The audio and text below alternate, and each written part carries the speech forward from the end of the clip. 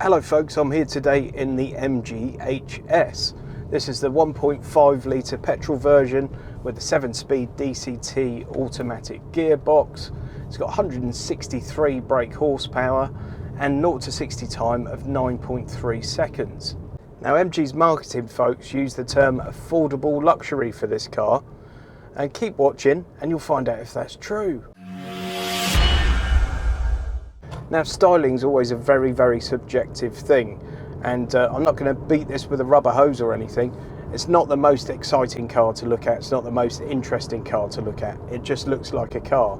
So these cars start at just over 22.5 grand, and the one I'm in is just 25.5 grand, just over, and it's 22,670, okay? When you consider that and then consider the amount of equipment in this car, it's mightily impressive. You've got Apple CarPlay and Android Auto, you've got reversing camera, you've got parking sensors, climate control, sat nav, you've got USB connections aplenty, heated front seats. So this one's got faux leather interior, really comfortable seats. You've also got a huge panoramic sunroof, keyless entry, adaptive cruise control, different driving modes, ambient lighting, roof rails, LED headlights, dual zone aircon, rear parking sensors and that reversing camera, metal sports pedals, sat. Then also got a ton of driver assistance features, and I'm going to have to read these from the list. It's called MG Pilot. You get things like active emergency braking, intelligent speed limit assistance, rear cross traffic alert, the list goes on. So the infotainment system's a bit of a game of two halves, this one. The first bit they've done really well. It's a nice big bright screen, decent resolution. A lot of companies fall down on that, to be fair. Where it doesn't fare so well is in actual use. It's a bit slow, a little bit sluggish. The sat-nav system's a bit laggy. So although I can't test it with Android Auto, I will say that it works very well with Apple CarPlay. You've got plenty of real estate on the 10-inch screen, and it seems snappy enough with CarPlay. It doesn't seem as laggy as it does with its own software. Now unfortunately the aircon controls are all buried within that screen. You don't have any physical dials or buttons for it. And it means you have to take your eyes off the road to actually control the aircon and dig around in the menu a bit. And it all just seems overly complex when we could have just had a little dial for it, but there we go. And a number of cars fall down on that front these days, don't they? Fortunately you've got some steering wheel buttons for the volume control, but other than that you are digging around here again a bit if you want to go too deep into the infotainment system. But all the time I'm talking about this car, just remember this is a sort of medium-sized SUV, and it's cheaper than a VW T-Cross, which is significantly smaller, and this top spec version is about the same price as a Citroen C5 Aircross. And when you compare the levels of equipment between that bog standard Citroen C5 Aircross and this MG HS in exclusive trim, they're night and day. You know, there are big differences there. So do keep the overall value in mind, because the price of this versus the price of those, you know, there is a lot more value for money here for sure. Now the HS has got 463 litres of boot space, which is very good. Some of the rivals do have considerably more, you should know, but what this does have going for it is a really usable boot space. So there's a nice big square opening, really flat, and you've got quite a lot of room under there as well. You've also got this parcel shelf, parcel cover if you like. It's simple enough to operate, and you can store that under there.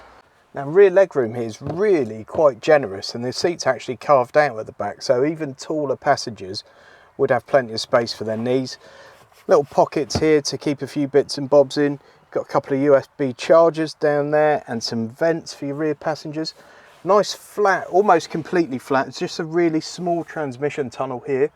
And unlike a lot of modern cars, there's actually plenty of room for your feet as well. You can get your feet really quite far under. The middle seat obviously is better suited to children than a fat bloke like me, but it's perfectly adequate, and again you've still got plenty of leg room. In terms of overall quality in the back here, it's really nice actually. It's far more premium than you would expect. Got these soft close cup holders here and quite a useful little cubby.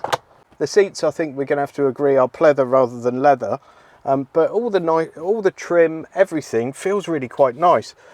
Even this has got softer touch materials than you would expect on some far more premium rivals. I think your rear passengers will be really quite happy in the back of this thing. So this combination of the 1.5 litre petrol engine and the 7-speed dual clutch automatic transmission, actually really well suited to one another. It's not a quick car by any means, but nor is it lacking for power. And although this dual clutch automatic's not as smooth as some transmissions you'll find, you'll be amazed to find one as smooth as this on a car at this price point. And the ride's generally very good as well. I'd say it's maybe a touch soft. You could get seasick on a bumpy road. I think in an SUV more people are sort of forgiving to a soft ride than they are to a firm ride. I'd say the digital instrument display down here is really good. You've got a couple of physical dials, but then you've got the LCD screen. But it's very, very clear and really sharp and bright. Hey, once again, much, much better than you'd expect on a car at this price point. Steering wheel's nice and comfortable. It actually feels quite small, and it's not that chunky, but it's still very comfortable. I wouldn't have minded them using some slightly better leather on the steering wheel. There's nothing wrong with it as such, but it does feel like a cheap leather or pleather. And as it's the bit that you touch at all times, I probably would have thought investment in a slightly better bit of leather or pleather wouldn't have gone amiss. But I am a bit of a steering wheel spotter, as you know. As for the MPG, in this particular one, real world MPG, I've been getting about 34 with a mix of sort of longer drives and the round town stuff. I don't think that's particularly great, but it's respectable enough, I guess, for a car of this size and weight. In terms of the cabin quality in general and the sort of fit and finish, it's amazingly good for the price, and it's much, much better than you find on some brands that are considered far more premium than MG is. Loads of soft touch materials, the switchgear feels good. You can't really fault it for the money at all. So the things that are not so great about this car, really the list is very, very short. When you consider the price point of this car, it impresses in almost every way. What it doesn't do is excite you. What it doesn't do is really sort of hold your interest. It's just a car. It's a very, very good value car, and there's almost nothing wrong with it. It's just not interesting. Now, not everyone wants an interesting car or needs an interesting car. They just need a car that does the job for them, has got all the equipment they need, and feels like a nice enough place to sit and drive to work. And this car really does tick all those boxes. It does have all the options that anyone sensibly needs. It all feels very nice quality, and it's a nice place to sit. It really is. You know, you really can't fault it. So really the only thing you can fault is that it's just not very interesting to look at. But really, what do you expect for this amount of money? So I always sum these reviews up by telling you sort of how I feel about the car going back. But in this case, I feel like that's a really bad measure of how good the car is, because I'm not bothered about the car going back. There's nothing wrong with it. It's a really, really good car. It's really well screwed together. It drives nicely enough. It's got all the equipment I need. And I'm struggling to find any fault in the car whatsoever. But I'm not bothered about it going back because it doesn't excite me. So I'm going to put this to you in a different way. If you're a person that buys your car with your heart, don't buy one of these. If you're someone that buys a car with your head, you can't go far wrong buying one of these. Guys, if you're interested in having a look at these, I'm going to put a dynamic link to Lease Loco in the video description and pinned as the top comment. So whenever you happen to be watching this video, that will take you to all the current lease deals on MG HSs. And clicking through that link helps support the channel. So have a click, have a little browse and see what you think. So there we go, folks. I've been pleasantly surprised by my first experience of an MG car. What are your thoughts on it? Let me know in the comments. If you haven't already done so, please give the video a thumbs up and don't forget to subscribe. Lots of car reviews coming on this channel, some really exciting stuff. And don't forget I have my weekly car news that comes out at 8:30 every Sunday morning, and lots of other interesting content on car leasing, used cars, you name it, we've got it for you. Thanks ever so much for watching. Hope to see you again next time. Go and check out Surfshark and use my link, which is in the video description and pinned as the top comment. I've been using Surfshark for a couple of years now, and what it is a VPN.